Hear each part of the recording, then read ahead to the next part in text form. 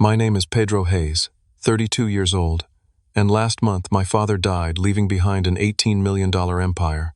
At the reading of the will, my brothers Marcus and Dominic inherited everything: mansions, yachts, cars, while I received only a dusty envelope. Their mocking laughter still rings in my ears as I walked out clutching that pathetic inheritance. Alone in my apartment that night, I finally opened it. Inside was a single sheet of paper with a bank account number and one line: "This is for the child who was never supposed to exist." Before I tell you what happened next, drop a comment where you're watching from, hit like and subscribe if you want to hear how I went from outcast to the one person my brothers now desperately need. Growing up in the Hayes family mansion always felt like living in someone else's dream. My earliest memories are fragments of luxury that never quite felt like they belonged to me. The sprawling Connecticut estate with its manicured gardens and indoor pool was an impressive backdrop to a childhood marked by emotional distance. I was born to Ronald Hayes, a real estate mogul, and my mother Elena, a beautiful woman with Spanish roots, who worked briefly as his executive assistant before they married. She died of aggressive cancer when I was just 5 years old, leaving me with only the faintest memories of her warm smile and gentle voice. My half-brothers Marcus and Dominic, from my father's first marriage to Catherine Reynolds, were already teenagers when I came along. Marcus was 8 and Dominic was 6 when I was born. From the beginning, I was the afterthought child, the unexpected addition to a family that had already established its dynamics. My father never explicitly said it, but his actions made it clear that I was a complication in his carefully structured world. While he would attend Marcus and Dominic's sports games and academic competitions, he'd send our housekeeper, Mrs. Wilson, to my school events. Christmas photos would be taken twice, once with just him and my brothers, and then a second with me, included almost as an afterthought. Pedro doesn't have the Hayes business instinct, I once overheard my father tell his brother at a family gathering when I was 12. The other boys, they're cut from the right cloth. This one's different. He hadn't meant for me to hear, but those words cemented what I'd always suspected: I was fundamentally out of place in my own family. My father's business, Hayes Real Estate Development, was worth $18 million at its peak. What started as a small residential development company in the 80s had grown into a significant player in commercial real estate across the Northeast. Ronald Hayes had a reputation for being ruthless in business dealings, buying distressed properties before owners could recover, flipping buildings with minimal improvements for maximum profit, and leveraging political connections to bypass regulations. From their early teens, my brothers were being groomed to take over the empire. Summer vacations weren't for camp or road trips, but for shadowing executives and learning about property law. Dinner conversations revolved around market trends and potential acquisitions. Meanwhile, I was often told to eat in the kitchen with Mrs. Wilson because the men were talking business. "You'll understand when you're older, Pedro," my father would say dismissively if I tried to join in. But as I grew older, the exclusion only became more pronounced. Where Marcus and Dominic excelled in finance and management at their Ivy League schools, I discovered a passion for art and design. I would spend hours sketching buildings, not for their investment potential, but for their beauty and function. When I showed my father a portfolio of architectural drawings in high school, hoping to find some common ground through buildings, he barely glanced at them. Impractical fantasies, he called them. No one pays for beauty when functionality is cheaper. While my brothers drove luxury cars gifted on their 16th birthdays, I saved up for 3 years to buy a used Honda Civic. When they graduated from Harvard and Yale respectively, I attended the State University on a partial scholarship, supplementing with part-time jobs. My father paid my tuition, without complaint, but without enthusiasm, another obligation to fulfill. After college, Marcus and Dominic immediately took executive positions in the family company. I pursued a career in graphic design, landing a job at a small but respected agency in Boston. My modest apartment in Somerville was a universe away from the family mansion where my brothers still lived, coming and going as executives already pulling six-figure salaries. Family gatherings became increasingly uncomfortable as the years passed.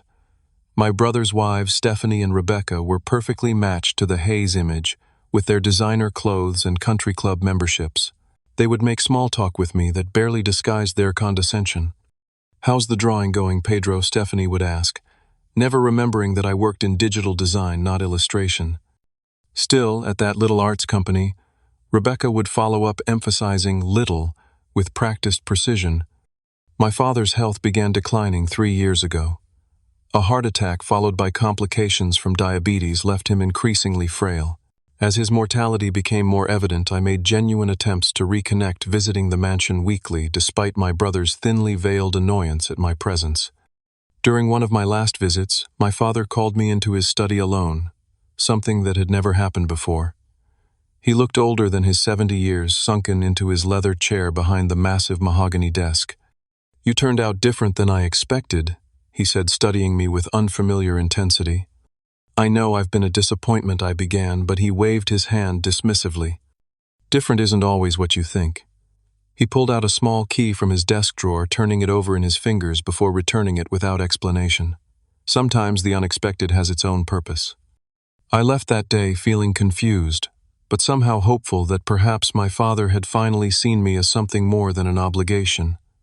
2 weeks later, he was gone, a final heart attack taking him in his sleep. And with his passing, the true nature of my place in the family was about to be revealed in ways I could never have anticipated. My father's funeral was exactly what you'd expect for a man of his stature: elaborate, formal, and more about business connections than genuine grief. The St. Thomas Episcopal Church was filled with political figures, business associates, and society members who came to pay respects to Ronald Hayes, the real estate magnate. Black luxury cars lined the street for blocks, and floral arrangements worth thousands of dollars flanked his mahogany casket. I stood at the back during the service, watching my brothers greet mourners with practiced solemnity in their perfect black suits. They looked like carbon copies of our father in his younger days, tall, broad-shouldered, with the same steel-gray eyes and commanding presence. I had inherited my mother's slighter build and warm brown eyes, another visible reminder of my outsider status. Marcus and Dominic both delivered eloquent eulogies about our father's business acumen and legacy. No one had asked me to speak. In fact, when the funeral director had initially approached me, assuming I would want to say something, Marcus had quickly intervened. "The family has decided on just 2 speakers," he said smoothly, placing subtle emphasis on family in a way that somehow excluded me from it. Throughout the reception at the mansion afterward, I caught snippets of conversation about the inheritance. "The old man was worth at least $20 million, one of father's golf buddies remarked to another. "Those boys are set for life." No one approached me except to offer perfunctory condolences. I overheard Stephanie telling another woman, "It's complicated with the youngest one. Different mother, you know. Never really fit into the business." 3 days after the funeral, we gathered at the office of Walter Bennett, my father's attorney for over 30 years. Bennett Law occupied the entire top floor of a downtown building, with floor-to-ceiling windows offering panoramic views of the city. The conference room featured a massive oak table that gleamed under recessed lighting, surrounded by leather chairs that probably cost more than my monthly salary. Marcus and Dominic arrived with their wives, all 4 dressed as if for a business meeting rather than the distribution of a dead man's assets. Stephanie wore a tasteful Chanel suit with pearls, while Rebecca had opted for something from Burberry's latest collection. They sat closest to Bennett's position at the head of the table, while I took a seat farther down alone in my only good suit, 3 years old, and slightly too tight across the shoulders. A few other relatives were present: our father's sister, Aunt Patricia, his cousin Howard, and a couple of distant relations who I recognized from holiday gatherings, but whose names escaped me. They all nodded politely in my direction, but gravitated toward my brothers for pre-meeting small talk. Walter Bennett entered precisely at 10 o'clock, carrying a leather portfolio and accompanied by his junior partner. He was in his 60s, thin and precise, with wire-rimmed glasses and a perpetual expression of mild disapproval. He began with formal condolences before getting straight to business. "Ronald Hayes was very specific about the distribution of his assets," Bennett said, opening the portfolio. "I'll proceed with reading the will in its entirety." The legal language washed over me as Bennett methodically worked through the document. I tensed when he reached the substantive portions. The first major bequest went to Marcus, the family mansion in Connecticut, valued at $5 million, along with the 60-foot yacht docked in Newport. Dominic received the vacation homes in Aspen and Palm Beach, plus the collection of vintage cars our father had spent decades assembling. Each property was announced with its appraised value, the numbers adding up like a scoreboard of paternal approval. Then came the business assets. Hayes' real estate development would be divided equally between Marcus and Dominic, each receiving 50% ownership of the company valued at $18 million. Various investment accounts and insurance policies were similarly divided between them. Smaller bequests went to other family members, $100,000 to Aunt Patricia, $50,000 to Cousin Howard, modest amounts to more distant relations. My name hadn't been mentioned once. The tension in the room grew palpable as Bennett neared the end of the document. My brothers exchanged glances while their wives maintained perfect poker faces. I sat very still, my hands clasped tightly in my lap to stop them from shaking. After distributing nearly every asset I'd ever known my father to own, Bennett paused and reached into his portfolio again. He pulled out a small, dusty envelope yellowed with age. And to my son, Pedro Hayes Bennett, read his voice noticeably different. I leave this envelope and its contents to be opened privately.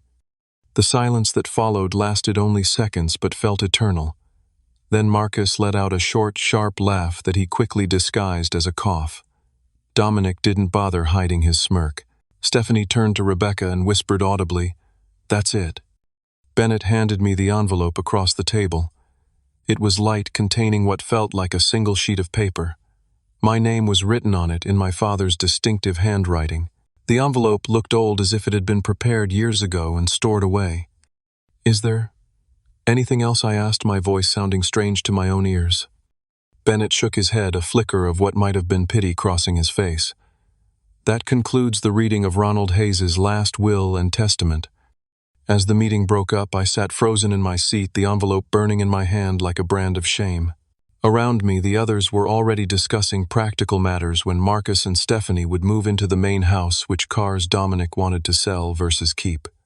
"We're having people over tonight to celebrate," Marcus told Aunt Patricia, his voice carrying deliberately. "Just family, of course." His eyes slid past me as if I were invisible.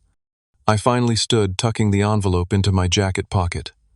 No one spoke to me as I walked out, though I felt their eyes following me, some curious, some pitying, some satisfied. In the elevator down to the lobby, I caught a glimpse of my reflection in the polished brass doors.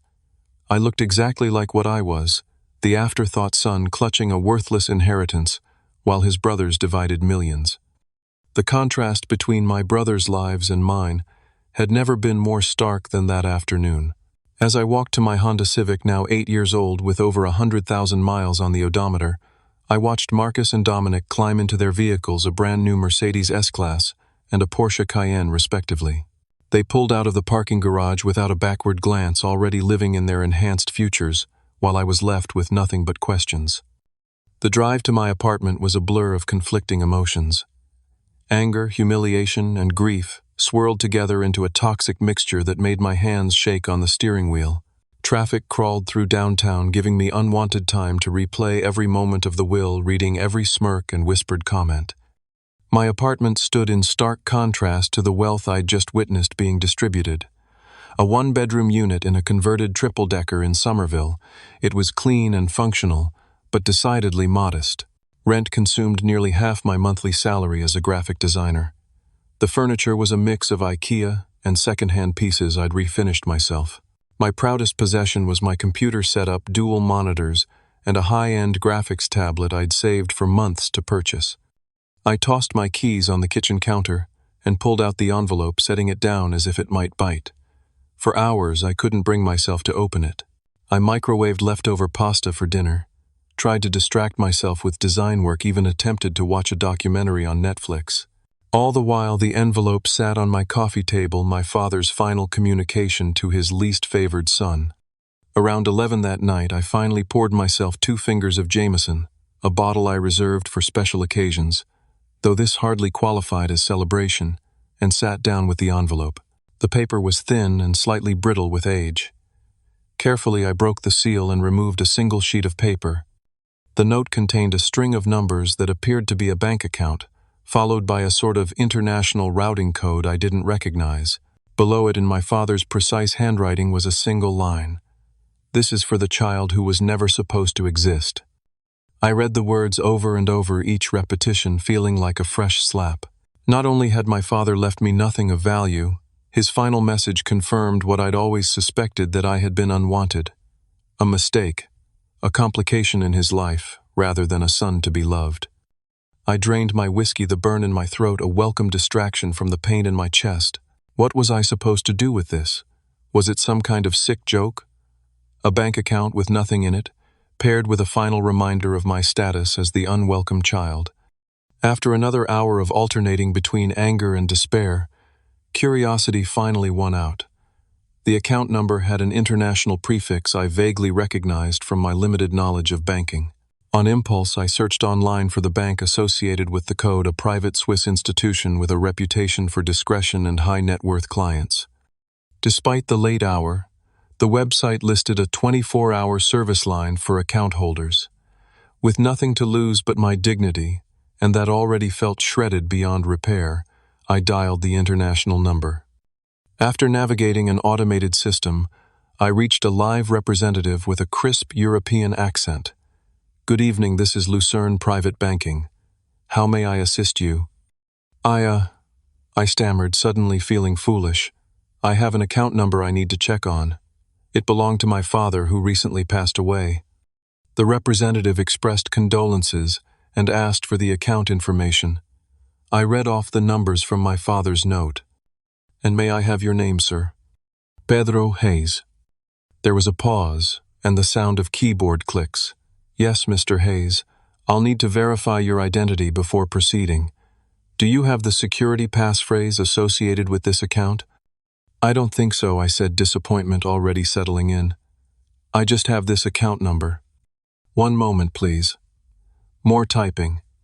"It appears that for this particular account, verification can be completed with your date of birth and the maiden name of your mother." I provided the information, surprised that this was apparently expected and prepared for. "Thank you, Mr. Hayes." Identity confirmed. "I see that you are listed as the primary account holder, with transfer of full access having been triggered upon notification of Ronald Hayes's death, which we received last week." My breath caught. "I'm the account holder, not my father." "That is correct, sir. This account was established in your name approximately 30 years ago with Ronald Hayes as trustee until his death or until you reached the age of 35, whichever came first." "And is there anything in the account?" I asked, bracing for the final disappointment. "The current balance is $157,428,612.43, primarily in diversified investments and currency holdings." I nearly dropped the phone. "I'm sorry, did you say 157 million?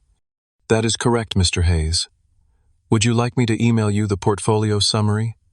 The conversation that followed is mostly a blur in my memory.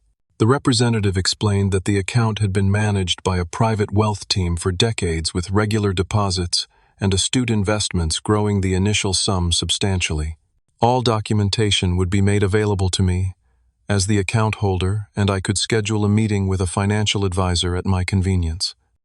After hanging up, I sat in stunned silence, the piece of paper with its cryptic message now seeming like a talisman rather than an insult.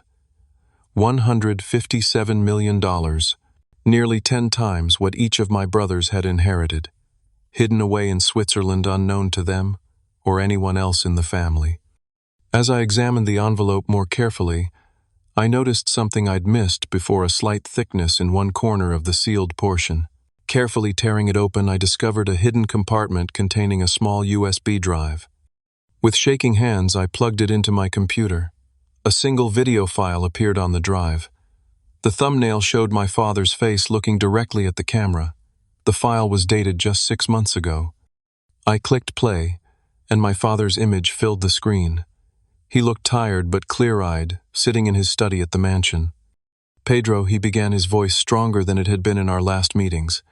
"If you're watching this, I'm gone and you've opened the envelope. You've also likely discovered the account by now and are wondering what the hell is going on." He shifted in his chair, looking uncomfortable but determined. "The truth is something I've kept from everyone for your entire life. You are not my biological son." The words hit me like a physical blow. I paused the video, needing a moment to process before continuing. When I pressed play again, my father, or the man I'd always thought was my father, continued. "Your mother Elena worked for me, yes, but she was already involved with someone else when we met my former business partner, James Reynolds. Their affair continued even after she and I married. When she became pregnant, I had suspicions, but I didn't confirm them until after you were born." He took a sip from a glass of water before continuing. "Reynolds was brilliant with international investments. We had built several offshore holdings together before our partnership dissolved. When I discovered his betrayal with Elena, I implemented a plan that took years to execute. I systematically took control of his overseas assets, using legal maneuvers and some methods that weren't entirely above board. The money in that Swiss account, it was originally his." My father's expression hardened. "Reynolds died in a boating accident when you were 3 years old. Elena never knew I had discovered their affair, and she passed away still believing I was in the dark. I raised you partially out of obligation to her memory, but also as the final move in a game Reynolds and I had played for years. His son living under my roof, bearing my name but never truly part of my legacy." The revelation was dizzying. Not only was I suddenly wealthy beyond imagination, but the man I'd spent my life trying to please wasn't even my father. The distant treatment, the fundamental difference between myself and my brothers, suddenly everything made a terrible kind of sense. "I never planned to tell you any of this," my father continued on screen. "The money was going to remain hidden, my final victory over a man who betrayed me. But as I've grown older and faced my own mortality, I've realized something unexpected." He leaned closer to the camera. "You're nothing like me, Pedro. You never were. But you're also not much like Reynolds either, from what I knew of him. You've become your own man despite growing up in the shadow of the Hayes name and fortune. There's a quiet integrity to the way you've built your life on your own terms that I've come to respect, however grudgingly." His expression softened slightly. "So I've made a decision. Reynolds' money should go to his son, you. Consider it belated child support, if you will. The Hayes fortune goes to Marcus and Dominic, who are cut from the same cloth as me for better or worse. But you get something they'll never know about, unless you choose to tell them." He picked up a folder from his desk. "In here are all the documents you'll need. Legal proof of your parentage, the original account, establishment papers, everything. It's all legally airtight. The money is yours, free and clear." As the video neared its end, my father, Ronald Hayes, looked directly into the camera one last time. "I wasn't a father to you, Pedro. I don't expect forgiveness for that. But perhaps this final act can serve as some form of atonement. The child who was never supposed to exist has outlived both his fathers now. What you do with that existence is entirely up to you." The screen went black, leaving me alone in my apartment with a truth that had rewritten my entire life story in the span of 15 minutes. The revelation of my true parentage sent me into a spiral of research and reflection. My father's, Ronald's, video confession had been brief but loaded with implications that I needed to understand fully. Over the next few days, I barely slept as I pieced together the story of James Reynolds, the man who had apparently given me life but never had the chance to be my father. In the video, Ronald had mentioned additional documents, and indeed, the USB drive contained a folder with scanned copies of birth certificates, DNA test results, financial records, and legal documents. The physical originals, according to a text file, were in a safe deposit box at First National Bank downtown, accessible with the key that had been in the envelope. The DNA test was particularly jarring, conducted secretly when I was a toddler, showing conclusively that Ronald Hayes and I shared no genetic material. Another document showed that my birth certificate had been altered. The original listed James Reynolds as my father, but a later version showed Ronald Hayes instead. The most disturbing revelation came in the form of a police report about James Reynolds' death. The boating accident Ronald had mentioned so casually had occurred under suspicious circumstances. Reynolds' yacht had sunk off the coast of Maine during mild weather with mechanical failure cited as the cause. The investigation had been cursory at best, with Ronald Hayes providing an alibi that was never thoroughly examined. Had Ronald actually murdered my biological father? The thought was too horrific to contemplate fully, yet the timing and circumstances made it impossible to dismiss. The video confession revealed another layer of Ronald's calculated cruelty.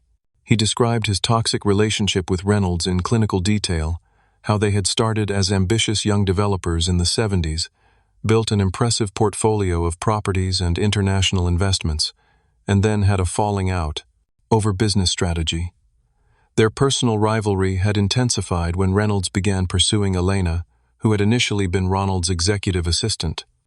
According to Ronald, Elena and Reynolds had fallen deeply in love, but she had ultimately chosen security with Ronald over uncertainty with Reynolds. Their affair had continued in secret, however, leading to my conception. Ronald described discovering a love letter from Reynolds to Elena after her death, which had prompted him to order the DNA test that confirmed his suspicions about my paternity. His revenge had been methodical and patient. Using his knowledge of their joint business dealings, Ronald had gradually seized control of Reynolds' international holdings, exploiting legal loopholes and leveraging business contacts who owed him favors. By the time Reynolds realized what was happening, much of his offshore wealth had already been transferred to accounts under Ronald's control. The final insult had been raising me as his own son, not out of compassion, but as a living trophy of his victory over his former partner and friend.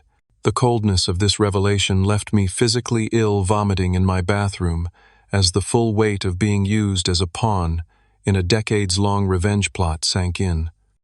As the initial shock subsided, I found myself in the grip of a profound identity crisis. The man I had spent 32 years trying to please, whose approval I had desperately sought, had never been my father at all. The distance I had always felt, the fundamental difference between myself and the Hayes family, suddenly it all made terrible sense. I wasn't a Hayes. I never had been. But if I wasn't Pedro Hayes, who was I? Pedro Reynolds, a man with no connection to the name I'd carried my entire life. The birth certificate showed my mother had named me Pedro after her grandfather. At least that much of my identity remained intact. But everything else about my origin story had been a carefully constructed lie. Questions about my mother that would never be answered now haunted me. Had she truly loved Reynolds? Had she been planning to leave Ronald for him before her illness took her? Had she gone to her grave never knowing that Ronald had discovered their affair? The woman in my few childhood memories, gentle always, slightly sad, was now an enigma colored by these new revelations. Driven by a need to know more about my biological father, I began researching James Reynolds obsessively. Online archives revealed a man very different from Ronald Hayes. Where Ronald had been known for aggressive business tactics and political connections, Reynolds had built a reputation for innovative urban development projects with strong community components. A profile in an architectural magazine from the early 90s described Reynolds as combining financial acumen with artistic sensibility, creating spaces that serve both profit margins and human needs. He had been an early advocate for sustainable building practices and mixed-income housing developments, concepts that Ronald had always dismissed as impractical idealism. Most surprisingly, I discovered that Reynolds had been an accomplished amateur painter, with several of his works donated to local museums after his death. When I found images of his paintings online, abstract landscapes with bold colors and fluid forms, I felt an electric shock of recognition. They resembled the style of sketching I had gravitated toward in art school, a similarity that couldn't be explained by nurture or exposure. The more I learned about Reynolds, the more I understood why I had never fit into the Hayes mold. My interest in design and architecture, my discomfort with cutthroat business practices, even my physical appearance, all apparently inherited from a man I had never known. Most heartbreaking was the discovery of a newspaper article from shortly before Reynolds' death, in which he mentioned fighting for custody of a young son. No names were used to protect privacy, but the timeline matched perfectly. James Reynolds had known about me. He had been trying to be part of my life when he died. Had his death truly been an accident, or had Ronald eliminated the final obstacle to his complete possession of both Reynolds' financial assets and his son? I would likely never know the truth, but the question would haunt me forever. The money in the Swiss account took on new significance with these discoveries. It wasn't just wealth that Ronald had decided to return out of some belated attack of conscience. It was my inheritance from my biological father, money that should have been mine all along, that would have supported me had James Reynolds lived to raise me himself. As I dug deeper into the financial records, I discovered the hidden fortune's true origin. Reynolds had come from a family with a long history in European art dealing. The overseas accounts had been seeded with old family money, then grown through savvy investments in emerging markets throughout the 80s and 90s. Ronald's victory had been stealing not just a business rival's assets, but a family legacy that stretched back generations. The legal documents on the USB drive revealed one final twist in Ronald's deathbed machinations. He had meticulously created a paper trail, officially acknowledging me as James Reynolds' biological son and rightful heir, while simultaneously ensuring the transfer of the Swiss account would withstand any legal challenge. His final act had been to secure my claim to a fortune that neither Marcus nor Dominic would ever know existed unless I chose to reveal it. The child who was never supposed to exist had just become the hidden heir to a fortune that dwarfed the Hayes family holdings, and as I would soon discover, the timing of this revelation would prove more consequential than I could have possibly imagined. A week after discovering my true identity and hidden inheritance, I was still processing the seismic shift in my reality when breaking news alerts began flooding my phone. The headline from the Boston Business Journal stopped me: Cold Hayes development under federal investigation, fraud allegations, surface following CEO's death. I clicked through to the article with shaking hands. According to multiple sources, Hayes Real Estate Development was facing a massive fraud investigation related to misrepresented assets, tax evasion, and potential investor deception, spanning the past 5 years. The article noted that the investigation had been ongoing for months, but accelerated following Ronald Hayes' death, when certain protected documents became accessible to investigators. The company's stock, which had been publicly traded since the early 2000s, was in freefall. Investors were panicking, business partners distancing themselves, and the financial media was having a field day speculating about the extent of the alleged fraud.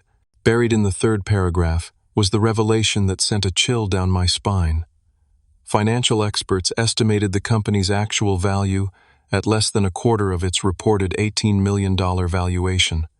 My brothers had inherited a mirage, a company built on falsified records and financial manipulation that was now crumbling before their eyes. Further research revealed the extent of Ronald's deception. He had been hiding the company's financial problems for years, taking out massive loans against properties that were already leveraged, creating shell companies to hide losses, and presenting a facade of prosperity while the foundation crumbled. The empire he had built was a house of cards that had somehow stayed standing until its architect's death. Over the next several days, more details emerged. The mansion, the vacation properties, even the yacht and car collection, all had been mortgaged to secure loans that kept the business afloat. My brothers hadn't inherited assets.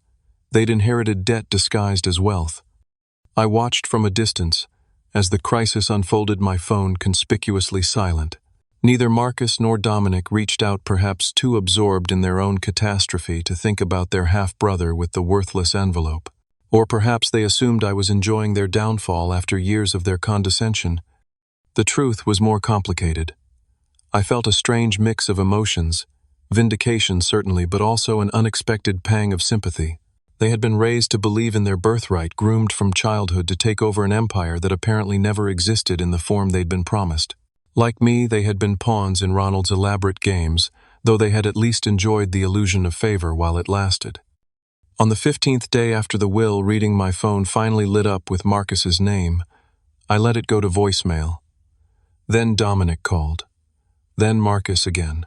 Over the next 48 hours, they called a dozen times between them, each message sounding more desperate than the last.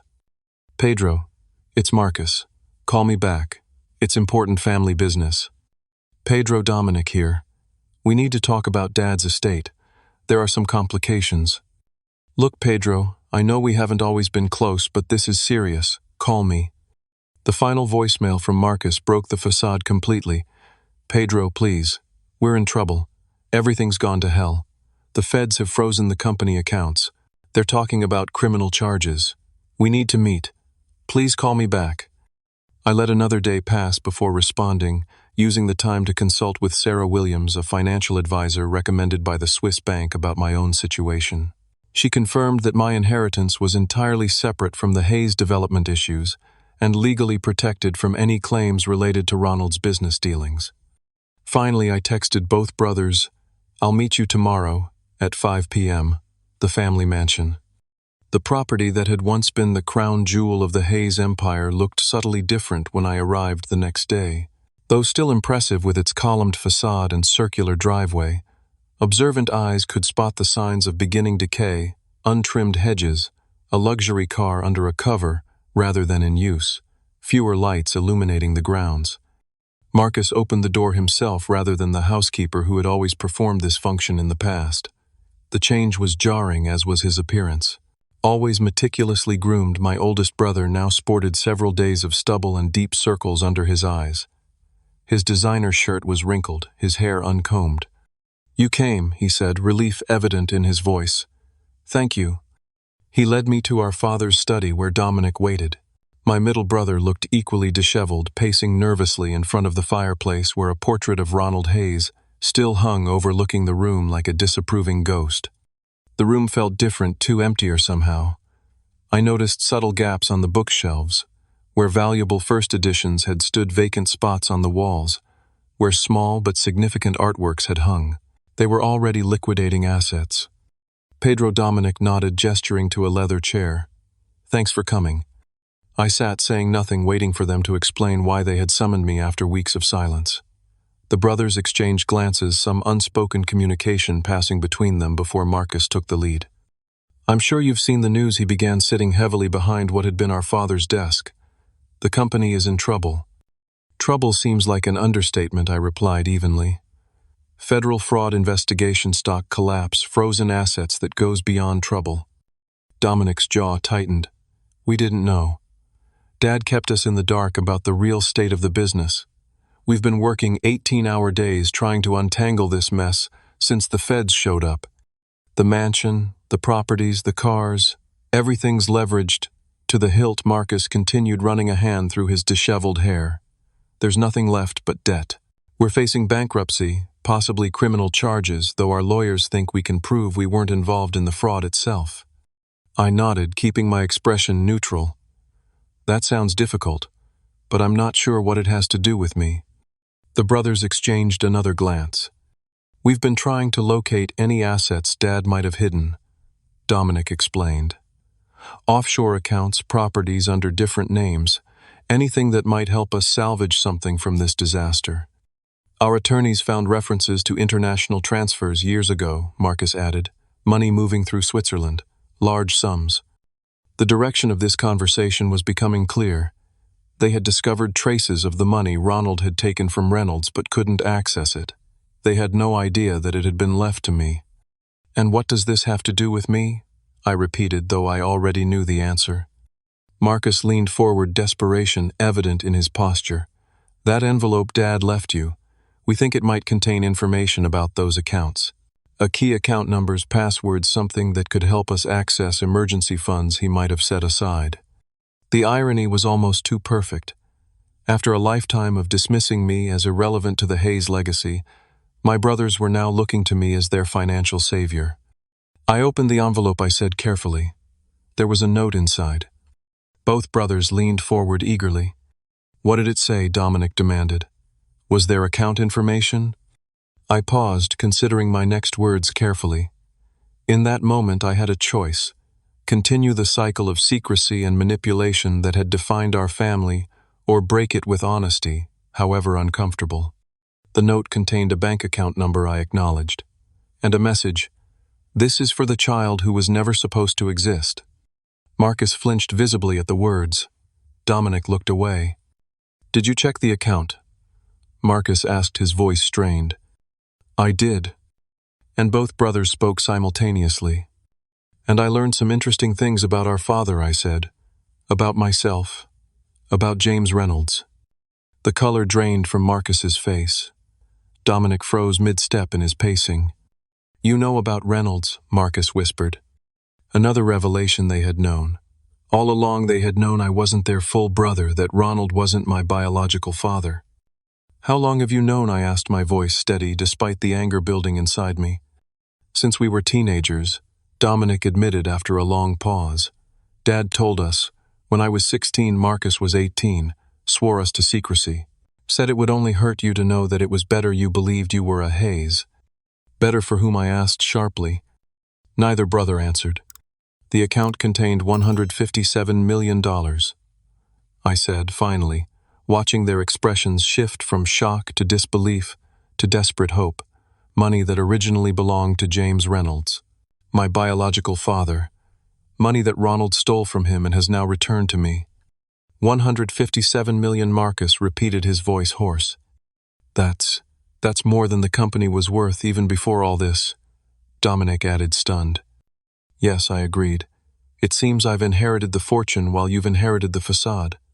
You have to help us, Marcus said the words, somewhere between a demand and a plea. We're family regardless of biology. That money could save the company, save our reputations, keep us out of prison. The money is legally mine, I replied. Documented and secured in ways even federal investigators can't touch. Reynolds' money rightfully passing to Reynolds' son.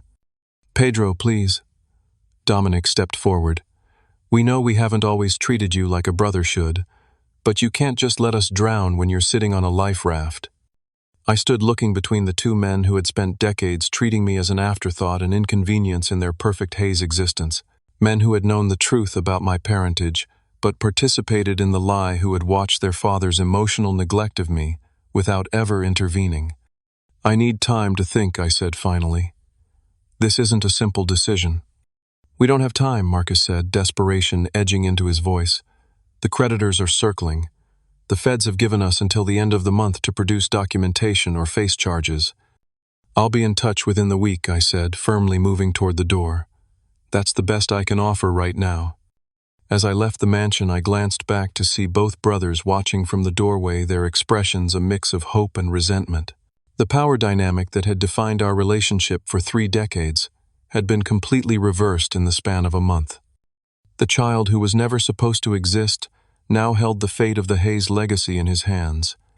The week following my confrontation with Marcus and Dominic was the most intense period of soul-searching I'd ever experienced.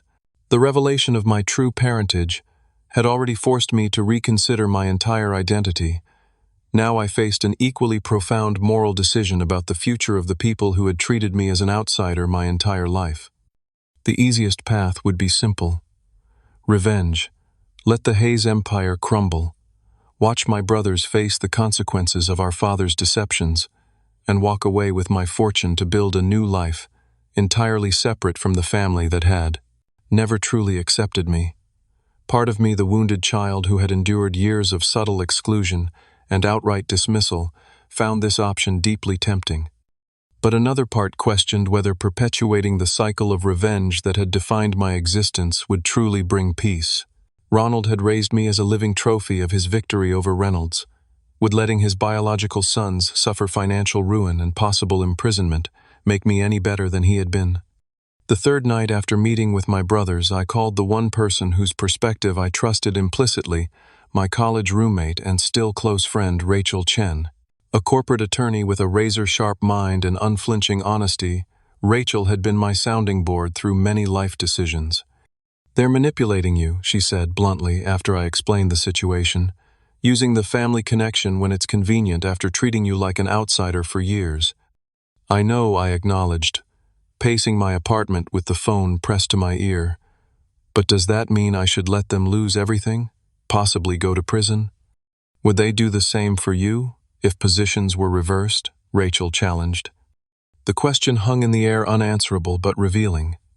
We both knew the likely truth. It's not about what they deserve, I said finally. It's about who I want to be. Reynolds was apparently a man of principle, of artistic sensibility.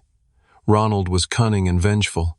I have both their DNA in my veins, both their legacies in my hands. Which path do I choose? That's the real question, isn't it? Rachel's voice softened. This isn't about saving your brothers. It's about saving yourself from becoming just another link in a chain of bitterness. The conversation continued late into the night, not reaching any definitive conclusion, but helping me clarify the complex emotions swirling through my mind.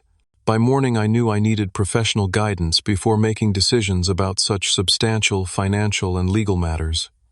Sarah Williams, the financial advisor from the Swiss bank, agreed to meet me the following day. In her mid-50s, with a calm demeanor and 25 years of experience in wealth management, she listened carefully as I outlined the Hayes development situation and my brother's request. From a purely financial perspective, investing in a company under federal investigation would be extremely risky, she advised. Even if you wanted to help your brothers, simply handing over money would likely result in it being seized or lost in legal proceedings. What alternatives might exist? I asked. Sarah considered for a moment. You could potentially establish a separate entity to purchase selected assets from Hayes Development properties that still have actual value once the leverage is accounted for. This would provide some capital for your brothers to address their immediate legal issues while protecting your own interests. She outlined a strategy that would allow me to help without simply throwing money into a black hole. It would require careful legal structuring and due diligence to ensure I wasn't inadvertently taking on liability for Ronald's fraudulent activities. The next day, I met with Julian Parker, an attorney specializing in corporate restructuring. He confirmed Sarah's assessment while adding important legal considerations. The Hayes employees are the forgotten victims here, Julian pointed out. Hundreds of people who had nothing to do with the fraud are about to lose their livelihoods because of your father's actions. Any restructuring could potentially save those jobs while still holding the appropriate parties accountable. This perspective shifted something in my thinking.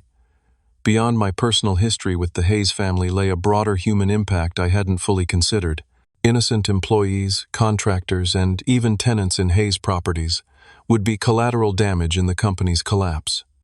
After nearly a week of consultations and reflection, I invited my brothers to meet me not at the mansion or any Hayes property, but at my modest apartment. The reversal of our usual power dynamic was deliberate and symbolic. They arrived looking even more haggard than before, the strain of the unfolding crisis evident in their postures and expressions. Marcus eyed my IKEA furniture and framed design prints with barely disguised disdain, while Dominic stood awkwardly in the center of my living room, as if afraid to touch anything.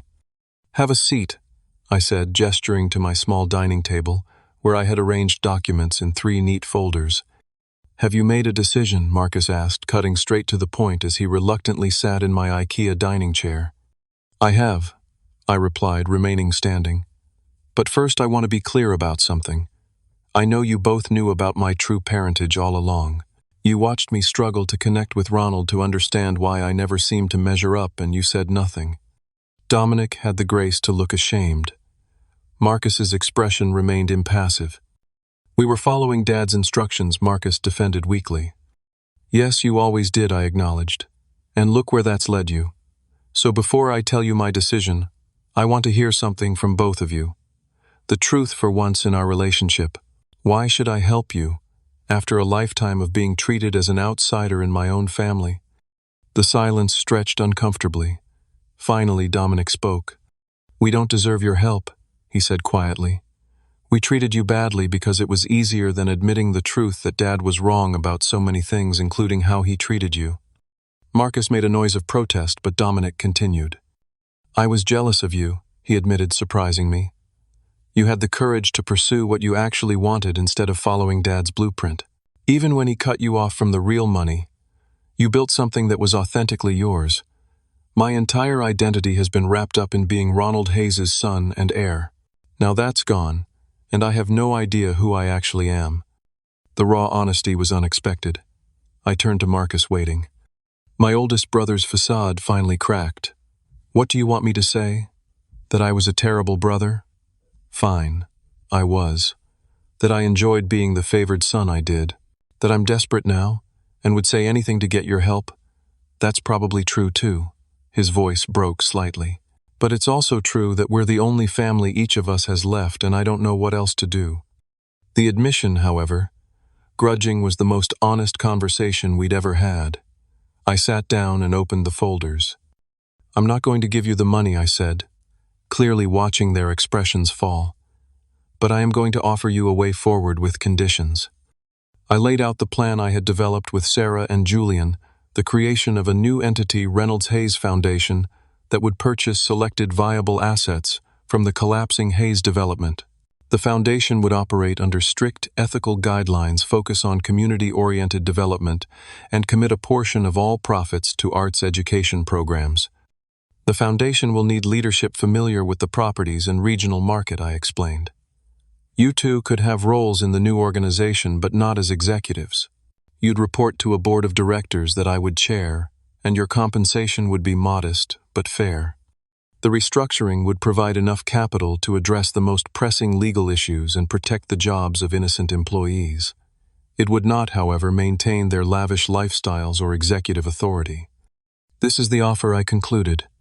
It saves you from total ruin and possible imprisonment. It preserves something of the Hayes legacy while honoring Reynolds' apparent values. It's also the only offer you're going to get. Marcus's face flushed with anger. You want us to work for you like employees after we've run the company for years. Ran it into the ground, you mean, I replied evenly. Following Ronald's fraudulent practices. Yes, that's exactly what I'm offering. The alternative is bankruptcy and potential criminal charges. Your choice. Dominic placed a restraining hand on Marcus's arm. We need time to discuss this. You have 24 hours, I said. The documents are prepared and ready for signatures. After that, I'll move forward with my own plans that won't include either of you. As they left my apartment, I felt neither triumph nor regret, just a quiet certainty that I had found a path that honored both the Reynolds legacy I was just discovering and the better aspects of the Hayes name I had carried all my life. The next day, I received a text from Dominic. We accept your terms. The transformation had begun not just of Hayes' development into something new, but of my own identity as well. The child who was never supposed to exist was creating a future that neither of his fathers could have imagined. 3 years have passed since that fateful night when I opened a dusty envelope and discovered the truth about my origins. The journey since then has transformed not only my external circumstances, but my understanding of family legacy and my own identity. The Reynolds Hayes Foundation has emerged from the ashes of Hayes development as something entirely new. The transition wasn't smooth. Untangling Ronald's web of financial deception took months of forensic accounting and legal negotiations. Federal investigators ultimately brought charges against my father, posthumously clearing the way for a restructuring that protected innocent employees while holding the appropriate parties accountable. True to my conditions, Marcus and Dominic took positions within the new organization, though not as executives. Marcus initially struggled with his reduced status, his resentment palpable in early board meetings. Dominic surprisingly adapted more readily, seeming almost relieved to be freed from the pressure of executive decision-making. He's found unexpected fulfillment in project management, overseeing the restoration of historic properties that the foundation has committed to preserving. The foundation now operates with a dual mission: profitable but ethical real estate development, paired with significant community investment. 20% of all profits fund arts, education programs, in underprivileged communities, a tribute to James Reynolds' apparent values. The Hayes name remains, acknowledging the complicated history rather than erasing it, while the Reynolds addition honors the biological legacy I've only recently begun to understand. My personal transformation has been equally profound. I moved from my Somerville apartment to a comfortable but modest home in Cambridge, a far cry from the Hayes mansion, but a space that reflects my values and aesthetic sensibilities. The majority of my inheritance remains carefully invested, with significant portions directed toward philanthropic causes that speak to both my background in design and my newfound commitment to addressing inequality. I left my graphic design job to pursue an education in architectural preservation, combining my artistic inclinations with a newfound interest in the built environment, perhaps an echo of both my father's influences channeled in a direction uniquely my own. I've opened a small gallery that showcases emerging artists, providing space for voices that might otherwise go unheard in the commercial art world. Perhaps the most meaningful aspect of my journey has been the reconciliation with my past. I visited the graves of both my mother and James Reynolds, placing flowers and sitting in quiet contemplation of the complex circumstances that brought me into existence. At Elena's grave, I left forgiveness for the secrets she kept. At Reynolds' final resting place, I left regret for the relationship we never had the chance to build. Ronald Hayes doesn't have a grave. His will specified cremation, with no marker typical of his desire to control the narrative even in death. Instead, I've made peace with his memory in my own way, acknowledging both the harm he caused and the unintended gift his final act of revelation became. Without his deathbed change of heart, I might never have known the truth of my origins or had the resources to reshape my future. My relationship with my brothers has evolved into something I never could have predicted. We're not close in the conventional sense. Too much history stands between us for easy familiarity, but there's a measured respect that has developed particularly with Dominic. Last Christmas, he invited me to dinner with his family, a simple gesture that would have been unthinkable in our previous dynamic. Marcus remains more distant, his pride still wounded by the reversal of our fortunes. But even he has shown glimpses of growth, particularly in his relationship with his teenage son, making efforts I never saw from Ronald to support the boy's interest in music, rather than forcing him toward business.